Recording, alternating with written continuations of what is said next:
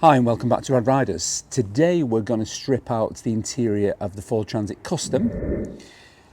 This is the L2 longer wheelbase, which will give me an extra probably foot of legroom or cupboard room. There's the van. As I mentioned, this is the plastic liner, which is going to come out there. I'll use that to draw around and do a template for the plywood flooring. It will give it a straighter surface and a better sound insulation. So the first thing that we need to do is take a screwdriver and undo all of these screws. For the ceiling, I'm going to sound deaden that, I'm going to insulate it, and then I'm going to do the tongue and groove roof lining with the spotlights in. I've done that before. It's a really nice touch and it breaks it all up from the masses of carpet everywhere. I'll probably put a cushion flooring on there, cushion vinyl flooring for ease of use to get the motorbike in and out. Then I've got to plan this van. I've got to plan it so it will fit a motorcycle, a bed, and of course we want a bit of a cooking and a wash unit. Let's crack on with it. Going to use these cushion mats to save the old knees, and basic tools.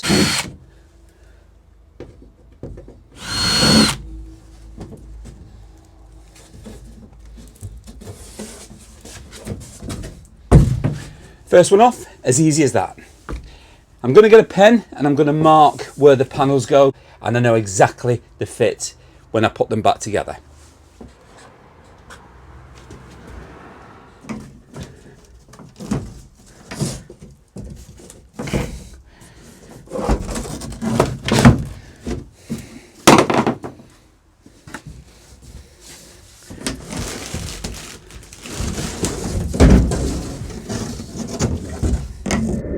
So that's the ply boarding out. I've just got to get these sections out now. It's very tidy in there actually.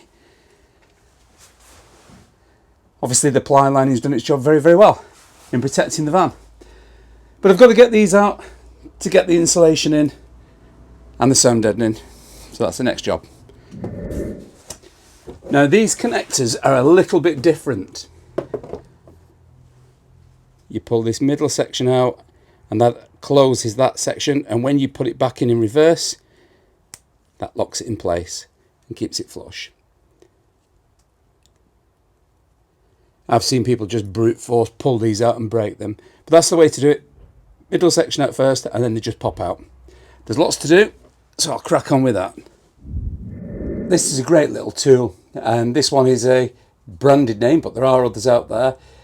It's for getting trim out, and they don't cost a lot of money, but they're worth having in your toolkit. Basically, you take the middle bit out, you pop in behind, and you withdraw. You've got loads of these to do, so believe me, to save your nails, invest yourself in one of these little gadgets. You won't regret it.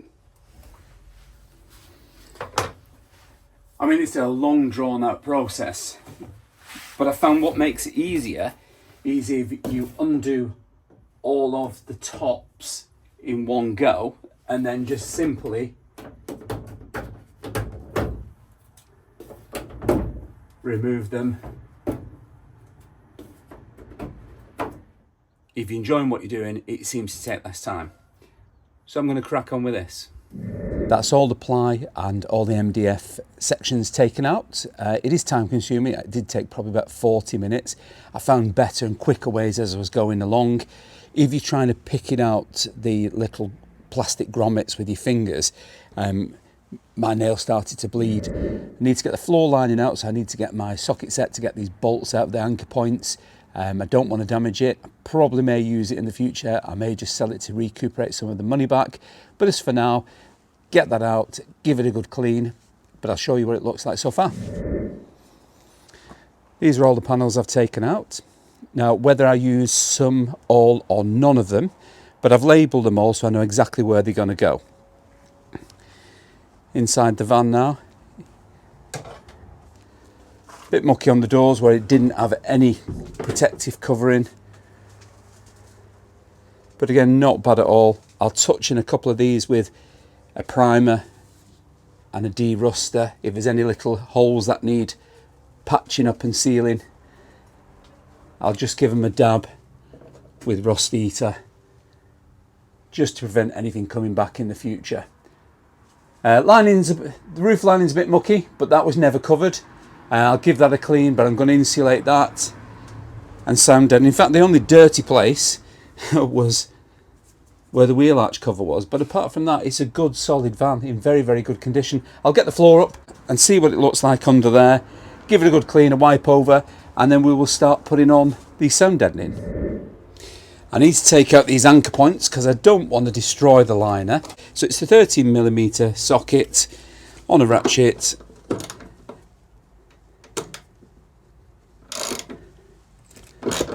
And just remove them. There's 1, 2, 3, 4 of these that are affecting the liner, so I'll get these out. All anchor points have been removed, so now it should just lift out. Yeah, it's a bit mucky under there.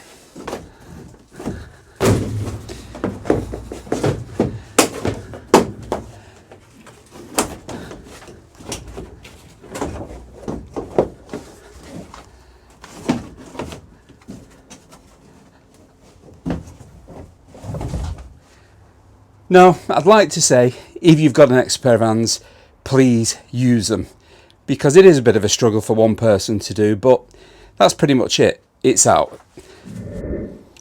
Here we are with the liner removed. It is mucky under there, which is to be expected,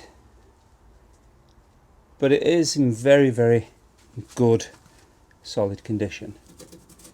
Tiny little surface rust there, so I'll catch that and treat that in time, but overall it's out. Well, that's the cleaning finished. It's took me about 4 hours because we're in November now. We've got very limited days of lightness to get this done, but it's important not to rush it as well. Today I thought I would have got the van stripped, cleaned and got the sound deadening, but I'm running out of time. It's coming up for 4 o'clock. I'm going to be running out of a light soon. I don't have the benefit of a garage that this van will fit in, so I'm going to have to pick it up tomorrow. Stripping the van down was pretty straightforward. Getting the liner out, pretty straightforward. It's all on the lawn now. I'm going to have to store it. I don't know what I'm going to do with the ply liner. I may carpet it and reuse it. Depends on the condition, or what I'm going to do with the interior. The cleaning took an awful lot of time. Even though it's a light use van, it's done 102,000 miles. So it has been used. The liners kept a lot of the floor clean. I'll show you around in a minute. And the ply liners kept all the interior clean. It was just dust and dirt. There was a little bit where the water's gone in under the liner and it's gone around the rear door mounts and started to bubble under the paintwork. That's the only thing I really need to pay attention to, but I'll get that done tomorrow. I've given it a really good thorough clean. I've used antibacterial soap. I'm going to be sleeping in it, so it's important that it is clean from the inside. Don't cut corners on cleaning your van. Get it done spotlessly and get it done right, because otherwise the insulation won't stick to it. There's a lot of scrubbing and there's a lot of wipe down, but it just leaves now that the van is absolutely spotless, and all I need to do is give it a panel wipe and stick the sound deadening material in tomorrow.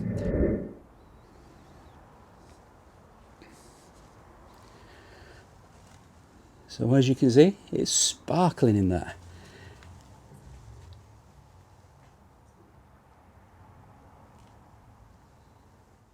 I first started trying it with a sponge and a bucket and it was taking forever. Then I got a brush and I was brushing the water and the suds out the floor, and again that was taking forever. But the floor I did on a very, very low pressure. I jet washed it and then I cleaned it with soap and antibacterial spray, and now it's spotless. So now we've got a blank canvas to start our build. The first thing is the sound deadening. I will get that done on the next video. Well, today I've been beaten by the clock. You should always allow enough time for you to get these works done and not rush and cut corners on anything.